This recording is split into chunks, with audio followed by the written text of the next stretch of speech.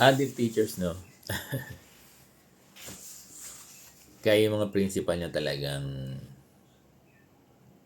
siniseryoso yung aral.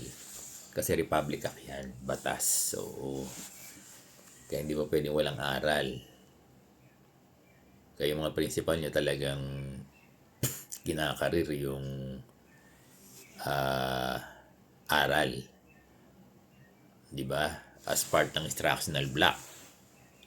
Kaya lang yung mga principal, hindi pare-pareho eh. Kasi dapat kasi after class nakalagay doon. Pero yung iba, naglalagay daw sa before. Before class hours, no? Before regular class hour, naglalagay na ng ng aral. Anyway, kanya-kanyang diskarte ng yan ng schedule ng aral, ng program ng aral. Kaya lang, dapat maunawaan ng mga guro na yung mga principal kaya ganyan, mandatory to implement. It's not only required, no? Mandatory. Kasi batas yan, Republic Act yan eh. Yung aral, talagang dapat isasama dun sa class program. So, ang aral is Monday to Thursday. Kasi yung Friday ay evaluation monitoring, no? Preparation ulit ng teachers. May pahinga, Friday. Ang aral ay pwedeng 30 minutes to 60 minutes. Tapos itong aral ay magpo-focus sa English reading, then sa math, no? Numerical. So, kaya yung mga principal nyo talagang hindi po pwedeng aral, di ba? Iba talagang pipilitin kayo. Di ba?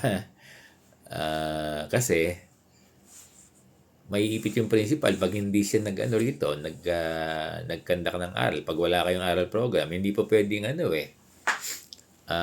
wala magbo-volunteer eh. Kasi walang siguradong outside tutors. Hindi sigurado kasi kung magkakaroon ng salary, no? Compensation yung mga outside tutors. O sabi kasi ng DepEd, magbo-volunteer or hindi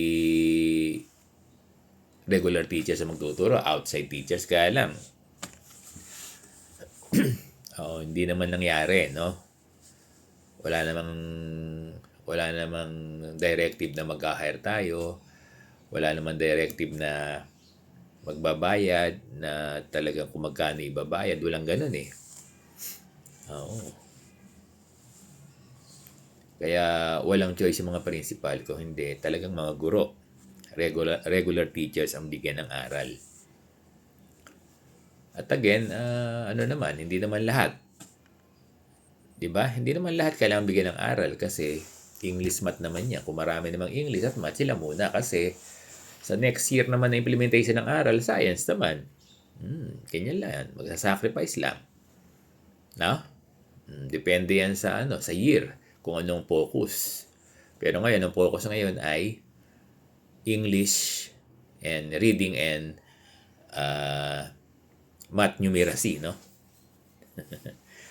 Ganon ang focus ngayon. So again, balikan natin yung sinasabi ni Sir Bong. Hindi po pwedeng walang aral kasi ito ay isang Republic Act, batas to.